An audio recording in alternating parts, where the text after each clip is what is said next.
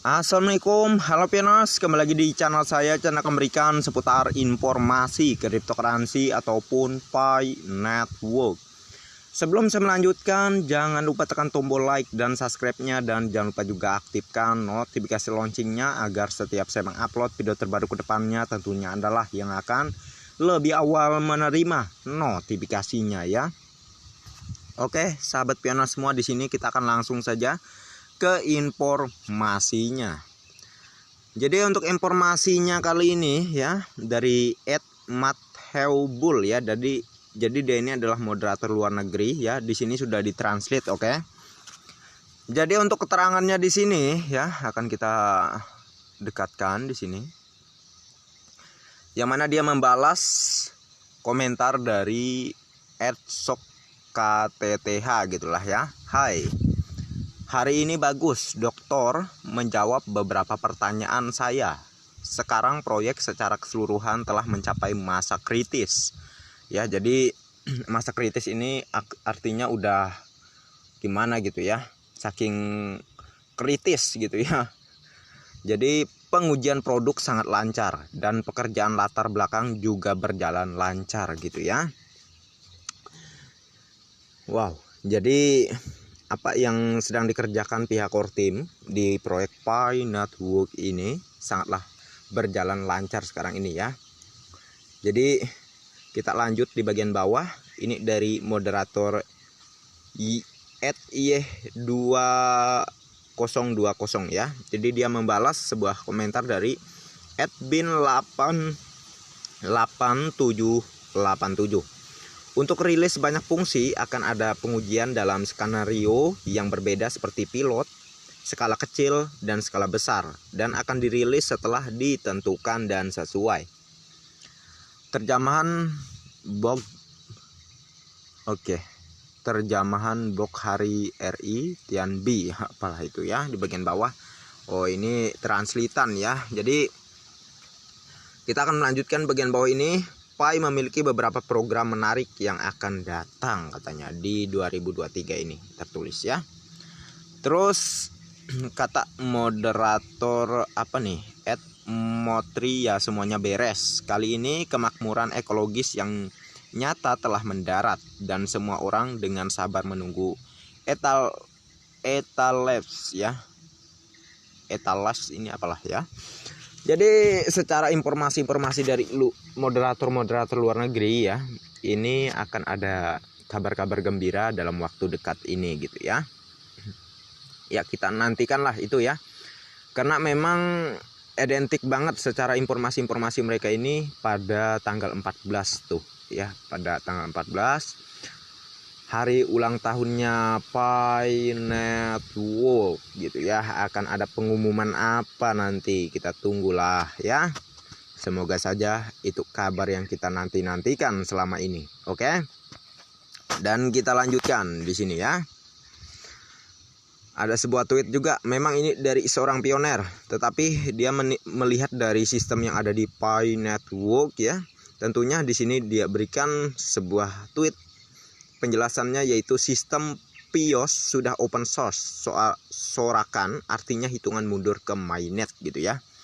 Nah ya, jadi dari sistem-sistem yang ada di data-data Pi Network itu apa namanya, secara bertahap itu dibuka ya.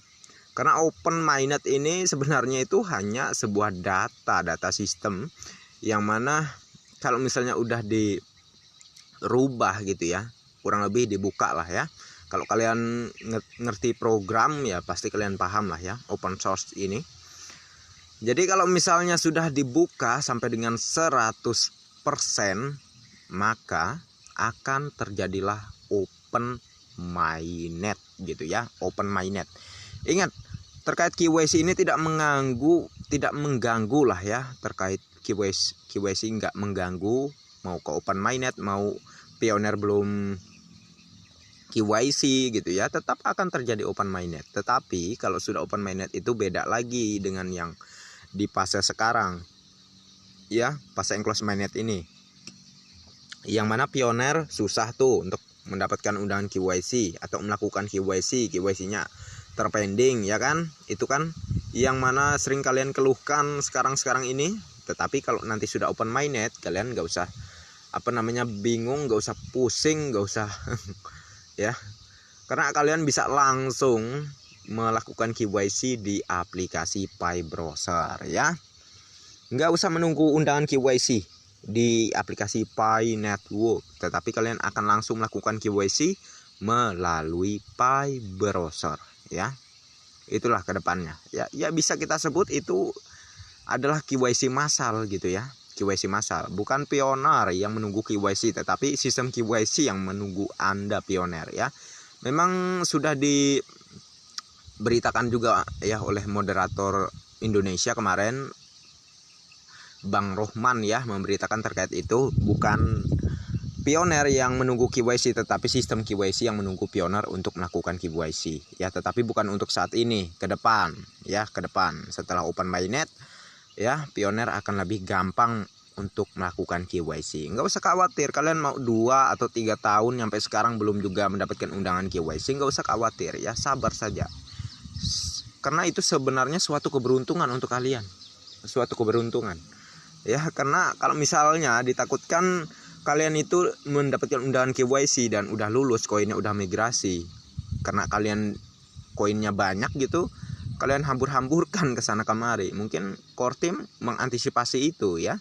Mungkin saja. Soalnya saya lihat-lihat itu banyak pioners-pioners yang baru malah yang sering dapat undangan KYC ketimbang pioner yang lama. Mungkin pihak core team itu menjaga juga untuk kebaikan Anda, pioner-pioner yang lama gitu ya. Agar Anda itu nanti setelah koinnya udah lulus KYC gitu maksud saya, dan koinnya udah migrasi, takutnya Anda hambur-hamburkan ya, Anda jual dengan murah, akhirnya itu bisa membuat visi dan misi proyek ini gagal ke depannya. Maka dari itu ya, pihak core team sangat-sangat antisipasi banget ya.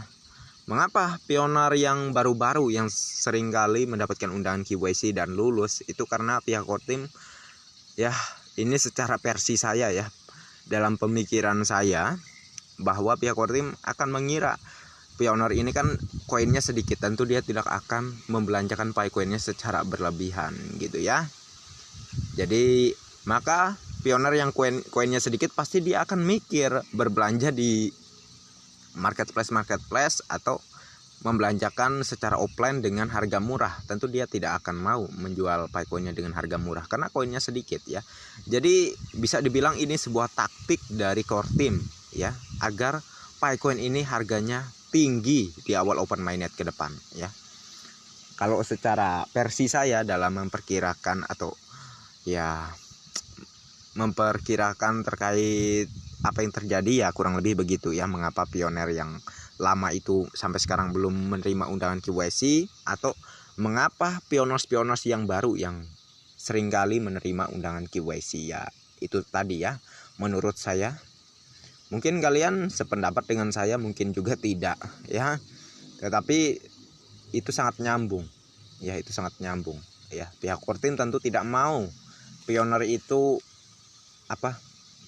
menghargai Pi coin dengan rendah sekali ya. Karena visi dan misi proyek ini untuk orang biasa, agar Pi coin ini setelah open mainnet tidak akan bisa diborong oleh orang kaya ya, dengan harga yang tinggi ke depan ya.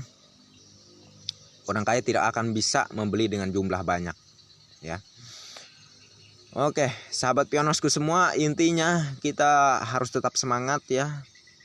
Jaga imun kita ya, tidak usah kita hiraukan nyinyiran segala macamnya. Anggaplah itu sebuah penyemangat aja untuk kita ya. Karena memang apapun yang ingin kita capai ya, sesuatu yang besar yang ingin kita capai itu perlu pengorbanan ya, pengorbanan perasaan gitu ya. Ya kurang lebih seperti itulah. Orang-orang sukses itu, sukses besar itu yang di awalnya dia dari orang miskin jadi orang sukses besar ya. Itu kalian tanya aja bagaimana beratnya perjuangan dia ya. Nggak ada yang mulus. Ya seringkali dibully, nyinyir segala macamnya, tetapi akhirnya dia sukses besar ya. Jadi saya rasa itu sudah cukup menjadi guru untuk kita semua ya. Bagaimana orang bisa sukses, itulah yang kita ikuti caranya ya, caranya. Ya, jadi menurut saya sekian dulu untuk informasi ini ya. Mohon maaf kalau ada salah-salah kata, dan terima kasih banyak untuk Anda yang sudah mampir di channel saya. Dan bagi yang belum like dan subscribe, silahkan diklik. Dan jangan lupa juga aktifkan notifikasi loncengnya agar setiap saya mengupload video terbaru ke depannya, tentunya adalah yang akan lebih awal menerima notifikasinya. Oke, next time. Assalamualaikum warahmatullahi wabarakatuh. Bye-bye.